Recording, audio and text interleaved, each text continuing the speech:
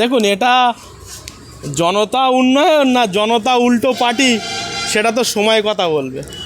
কারণ আমরা যেহেতু রাজনীতিটা দীর্ঘদিন ধরে করছি, যতটুকু রাজনৈতিক টেকনোলজি বা রাজনৈতিক জ্ঞান যতটা অর্জন করতে পেরেছি, আমার তো মনে হয় এটা সেই রানাঘাটের রানু মণ্ডলের পার্টি।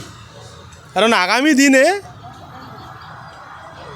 এই যে পার্টিটা লঞ্চ হয়েছে না, এটা কিন্তু একেবারে যারা সাম্রাজ্যবাদী ব্রিটিশ, যারা ইংরেজ, যারা ভারতবর্ষকে এবং পশ্চিমবঙ্গকে শোষণ এবং শাসন দুটোই করতে চায়, সেক্ষেত্রে তাঁরা কিন্তু একেবারে হেলিকপ্টার সহ এই পার্টিটাকে আবির্ভাব ঘটিয়েছে পশ্চিমবাংলার মাটিতে।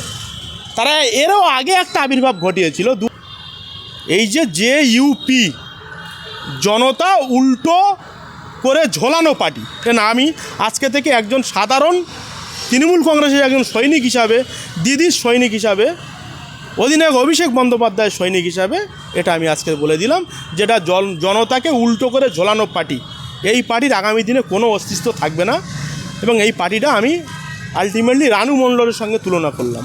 আপনি কি তৃণমূলে থাকবেন নাকি জনতা উন্নয়ন পার্টিতে আপনি যোগ দেবেন? কেন যোগ দিতে যাব? আমি তো দিদির সৈনিক, আমি তৃণমূল কংগ্রেসের একজন একনিষ্ঠ সৈনিক, এবং আমি দিদির সঙ্গে আছি।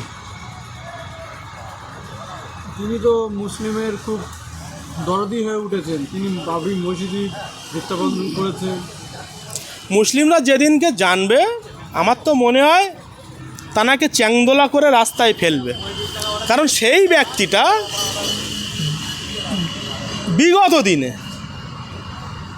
তিনি কিন্তু বিজেপির টিকিটে লড়েছিল, এবং তানাকে সম্পূর্ণ পরিকল্পনা মাফিক তানাকে কিন্তু এই পশ্চিমবাংলার মাটিতে আবির্ভাব ঘটানো হয়েছে শুধুমাত্র মুসলিম ভোটটাকে ভাগ করার জন্য। এবং তিনি যে রাজনীতিতে নেমেছে, এখানে আপনি আপনার দিদিকে এত বলছেন, আপনার দিদি তো শুধু দীঘায় মন্দির করেছে, আবার নিউ টাউনে মন্দির করবে, মুসলিমের জন্য তো কিছুই করছেন না, দিদির নীতিকে ভালো লাগে। প্রথমত কথা, দিদির একাধিক প্রকল্প আছে।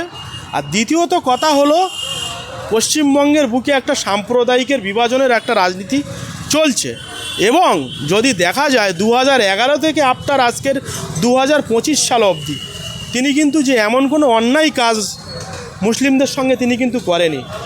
মুসলিমদের ইমামদের ভাতা দিচ্ছে, সঙ্গে দুর্গাপুজোয় আর্থিক সহযোগিতা করছে, এবং যেহেতু সাম্প্রদায়িক শক্তি হিন্দু, মতুয়া, আদিবাসী ভাইদের নিয়ে একটা বিভাজন করতে চাইছে, সেক্ষেত্রে একটা সরকার চালাতে গেলে যেভাবে চলতে হয় তার প্রত্যেকটা নিয়ম নীতি অনুযায়ী আমাদের পশ্চিমবঙ্গবাসীর মানবিক মুখ্যমন্ত্রী মাননীয়া মমতা ব্যানার্জি মহাশয়া তিনি চলছেন।